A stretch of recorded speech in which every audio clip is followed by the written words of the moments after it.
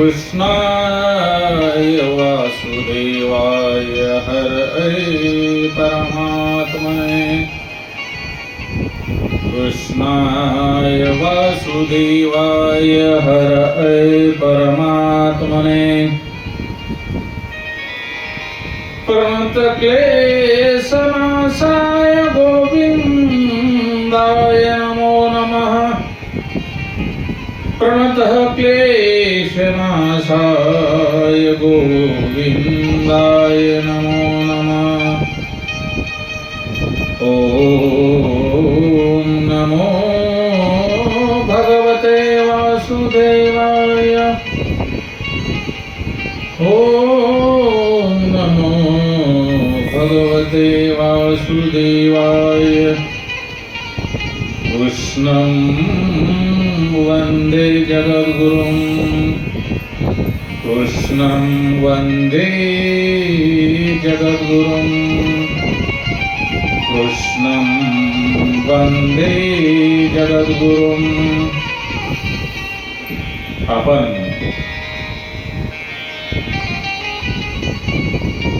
श्रीमद भगवद्गीतेच्या 6व्या अध्यायाचे काय महात्म्य आहे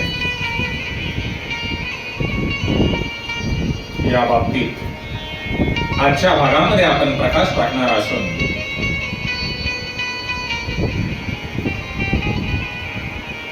भगवान श्री हरी नारायण माता लक्ष्मींना म्हणतात, हे लक्ष्मी, जे लोक श्रीमद भगवद्गीतेच्या 6व्या अध्यायाचे वाचन करतात, पठण करतात, श्रवण करतात, मनन करतात, त्यांना काय लाभ होतो?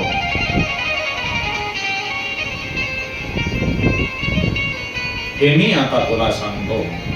जेव्हा माता लक्ष्मी आपले पती भगवान श्री नारायण हे आपणाला काय सांगतात?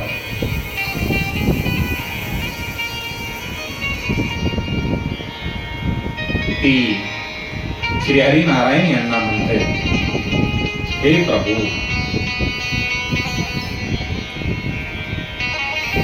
मी 6व्या अध्यायाचे असे महत्व ऐकले आहे.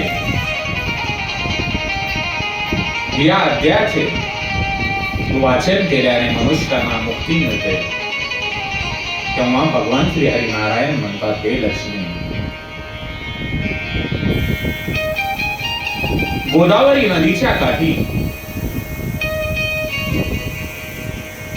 असणाऱ्या पैठण नावाच्या विशाल नगरात मी पिपलेश नावाने राहत होतो. या नगरामध्ये जानश्रुती नावाचा राजा राहत होता. तो राजा म्हणजे प्रजेला अत्यंत प्रिय असणारा आणि लोकांसाठी राज्य चालवणारा आणि त्याचा पराक्रम म्हणजे जी सूर्यनारायण देवता आहेत, सूर्यनारायण महाराज आहेत, त्यांच्या तेजासारखा प्रखर असा राजा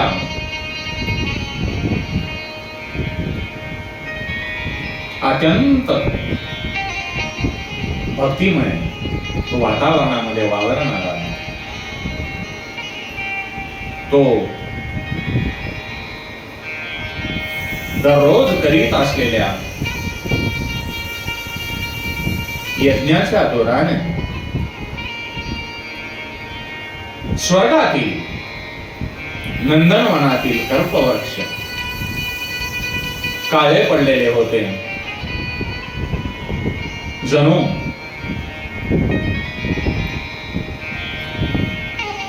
जानश्रुती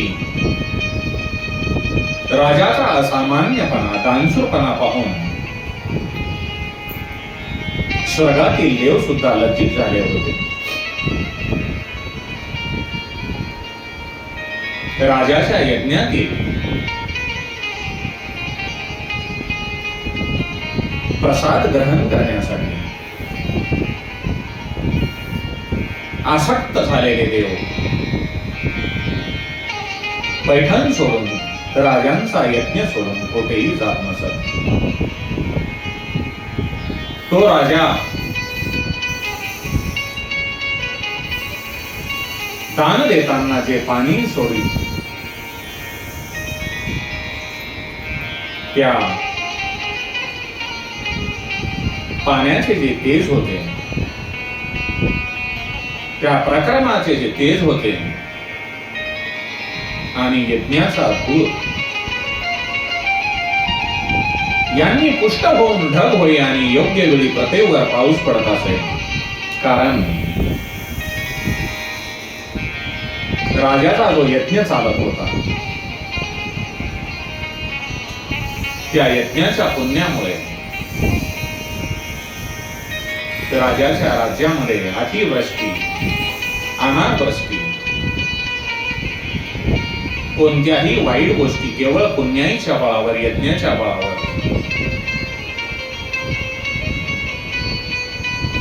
कधीही अडचणीसाठी समोर आलेल्या नाहीत.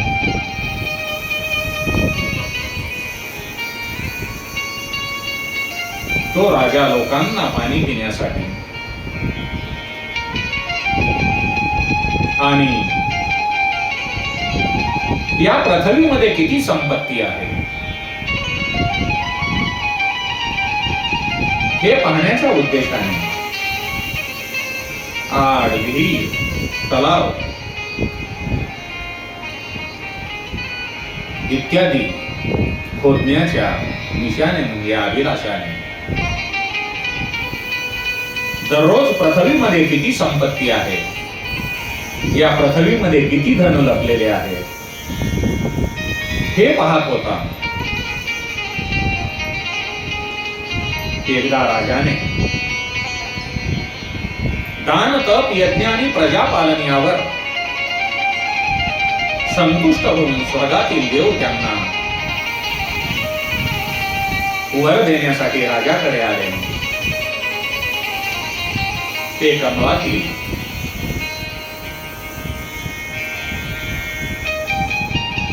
विषतंतू सारख्या हंसाचे रूप घेऊन आपले पंख फडफडवीत आकाश मार्गाने पैठण नगरीमध्ये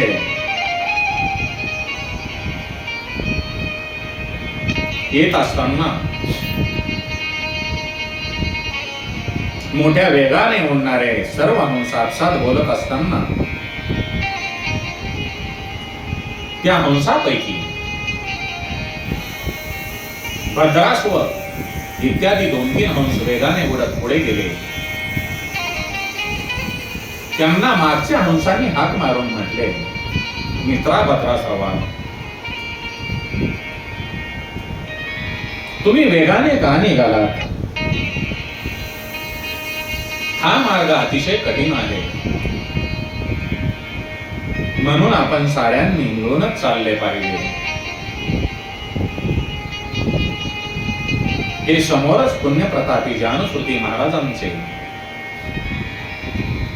जे तेज आहे, प्रखर तेज आहे, ते स्पष्टपणे दिसत नाही.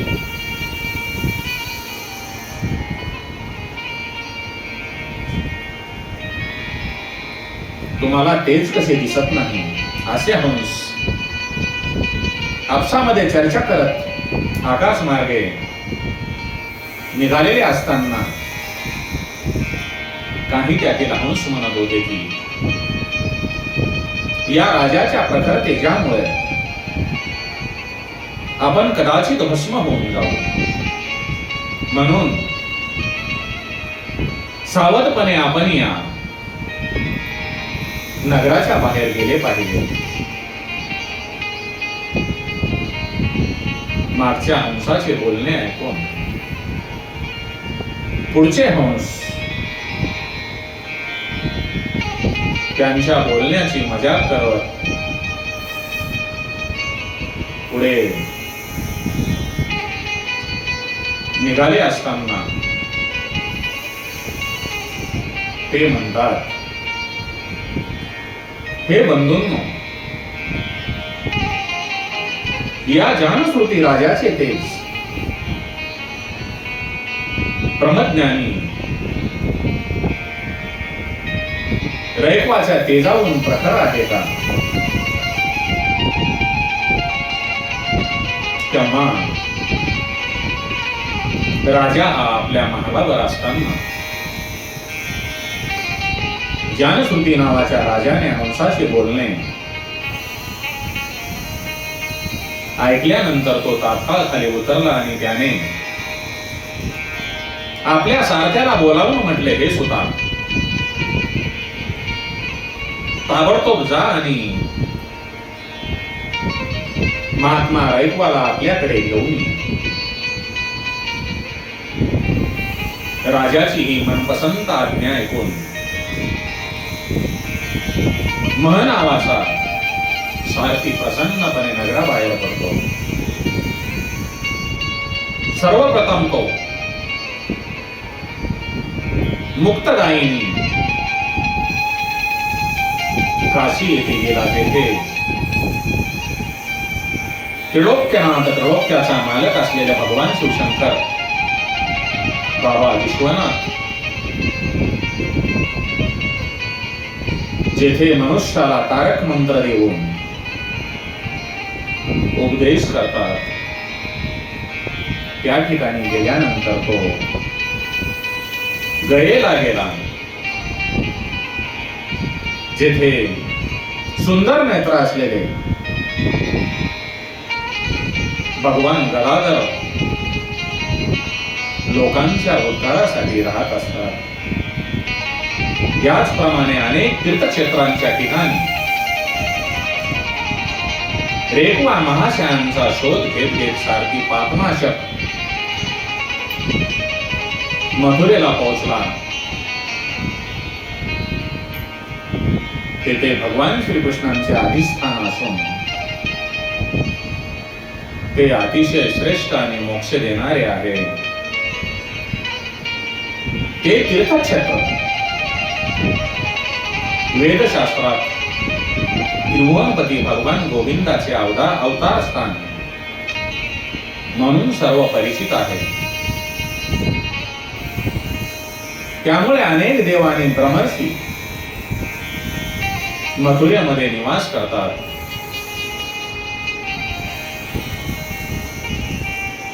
मथुरा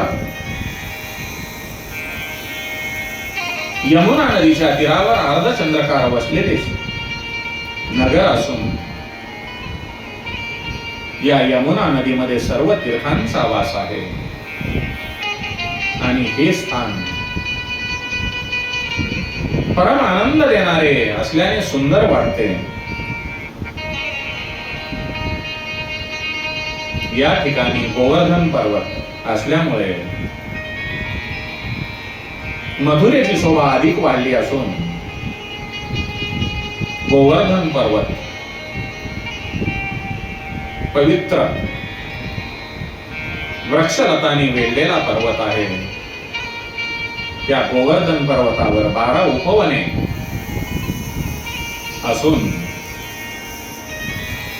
याच पर्वताला अतिशय पुण्यमय सर्वांचे विश्रांती स्थान आणि श्रुतींचे सार सर्वस्व असणाऱ्या भगवान श्रीकृष्णांनी स्वतःच्या करंगळीने आधार दिला आहे. त्यानंतर मथुरेवरून वायव्येला बरेच दूर गेल्यानंतर सारथ्याला काश्मीर नावाचे नगर दिसले. तेथे शंकासुरासारखा शुभ्र गगनचुंबी महालांच्या रांगा भगवान शंकरांच्या जणू गडगडाटी हर्षाप्रमाणे सोबत होत्या. तेथील ब्राह्मणांच्या शास्त्रकथा ऐकून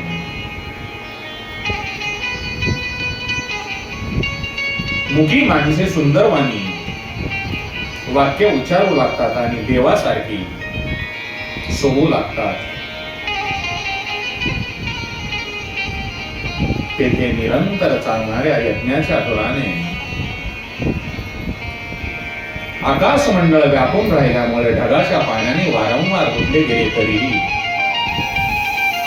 आपला काळा रंग सोडत नाही. तेथे पूर्वजन्मीच्या अभ्यासाने परिपूर्ण असणारे विद्यार्थी गुरुजनाकडे येऊन सर्व कलांचा अभ्यास करत होते.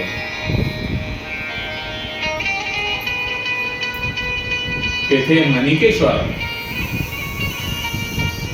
माणिकेश्वर नावाने प्रसिद्ध असणारे भगवान शंकर मनुष्यांना वर देण्यासाठी सदैव निवास करतात. काश्मीरचा राजा माणिकेश याने दिग्विजयात सर्व राजांना जिंकून भगवान शिवांची स्थापना केली होती. त्यामुळे त्यांना माणिकेश्वर असे नाव पडलेले आहे. त्याच मंदिराच्या दाराशी एका झाडाच्या सावलीत महात्मा रेखवा एका लहानशा गाडीवर बसून आपले अंग हलवीत असताना सारथ्यांची नजर त्या महात्मा रेखवाकडे जाते. ज्ञानश्रुती राजाने सांगितलेल्या निरनिराळ्या खुणावरून त्याने रेखवाला ओळखले आणि त्यांच्या चरणांना प्रणाम करून म्हटले, ब्राह्मण, आपण कोठे राहता? आपले पूर्ण नाव काय? आपण नेहमी मनाप्रमाणे निरनिराळ्या ठिकाणी संचार करत असता, मग येथे काय बसलात? तसेच आता आपला काय विचार आहे? सारथ्यांचे हे बोलणे ऐकून परमानंदात मग्न असणाऱ्या महात्मा रेखवाने काही विचार करून त्यांना म्हटले, आम्ही जरी पूर्ण काम आहोत, आम्हाला कोणत्याही वस्तूची जरी आवश्यकता नसली तरी कोणालाही ज्याच्या त्याच्या इच्छेनुसार आमची सेवा करता येईल. रेखवांचे मनोगत लक्षात घेऊन सारथी राजाकडे गेला. तेथे गेल्यावर राजाला नमस्कार करून त्याने हात जोडून सर्व समाचार निवेदन केला. ते सांगताना सारथ्यांचा उत्साह ओसंडून जात होता. सारथ्याचे बोलणे ऐकून राजाचे नेत्र आश्चर्याने चकित झाले. राजाच्या मनामध्ये महात्मा रेखवांचा सत्कार करण्याविषयी इच्छा बळावली. त्याने 2 खेचरे जोडलेल्या गाडीमध्ये मोत्यांचे सुंदर हार, वस्त्रे इत्यादी वस्तू ठेवून त्यात राजा स्वतः स्वार होतो. सोबत 1000 गायी घेऊन काश्मीर देशात जेथे महात्मा रेखवा राहत होता तेथे गेला आणि आपण आणलेल्या सर्व वस्तू महात्मा रेखवाच्या चरणी अर्पण करून त्यांना साष्टांग दंडवत घातला. परंतु अत्यंत भक्तिभावाने लोटांगण घातलेल्या राजा ज्ञानश्रुतीवर प्रसन्न होण्याऐवजी रेखवा महात्मा खवळून म्हणाला, अरे राजा, मी या प्रलोभाला, मला जे तू प्रलोभन देत आहेस त्या प्रलोभनाला मी बोलणार नाही, बळी पडणार नाही.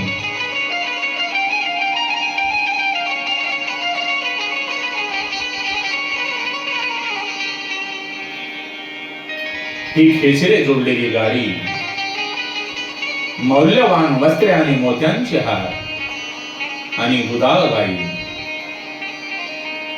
तू परत घेऊन जा. रयवांचे हे राजाचे बोलणे ऐकून राजा भयभीत झाला. महात्मा रयक्व शाप देईल अशी त्याला भीती वाटली. आणि भीती वाटल्यानंतर त्याने महात्मा रयक्वांचे दोन्ही पाय घट्ट धरले आणि भक्तियुग मनाने म्हणतो, महाराज आपण माझ्यावर कृपा करा. आपल्या ठिकाणी एवढे सामर्थ्य कसे आले ते मला समजावून सांगा. तेव्हा महात्मा रयक्व म्हणतो,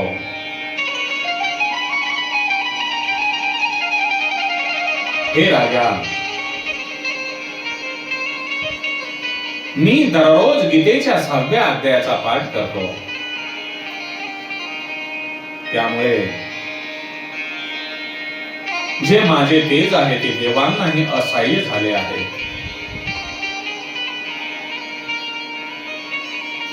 हे ऐकून राजा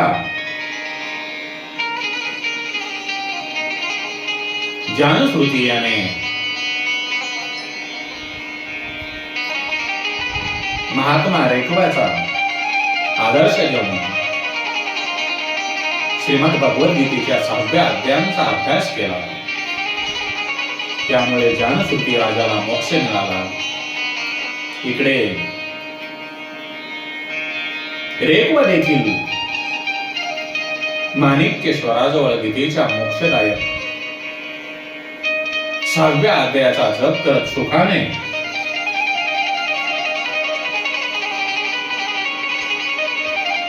तेथेच राहिला. आणि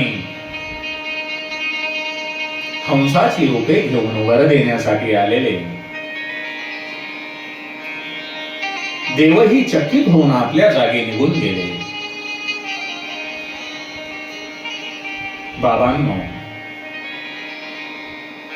जो कोणी मनुष्य नेहमी या श्रीमद भगवद्गीतेच्या 6व्या अध्यायाचा जप करतो तो देखील भगवान विष्णूंच्या स्वरूपाला प्राप्त होतो. एवढे महात्म्य या गीतेच्या 6व्या अध्यायामध्ये आहे. यज्ञ,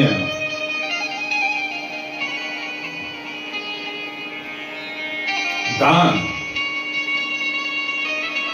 तप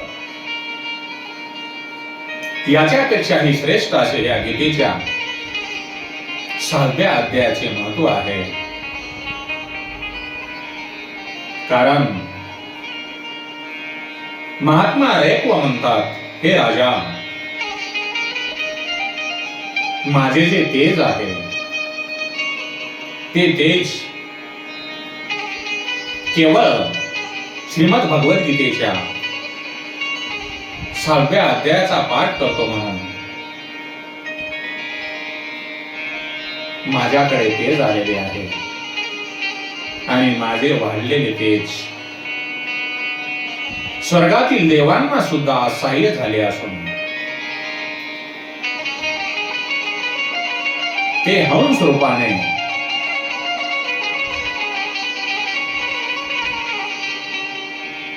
वर देण्यासाठी माझ्याकडे आलेले होते. म्हणून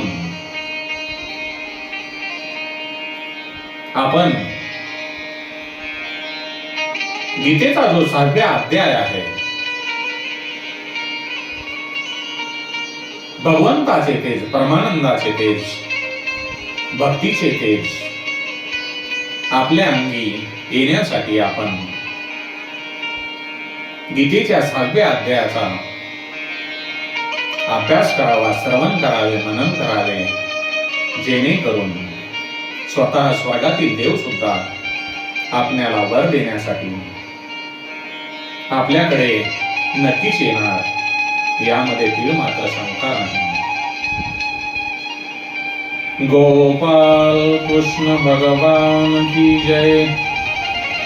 ओम नमो भगवते वासुदेवाय. ओम नमो भगवते वासुदेवाय.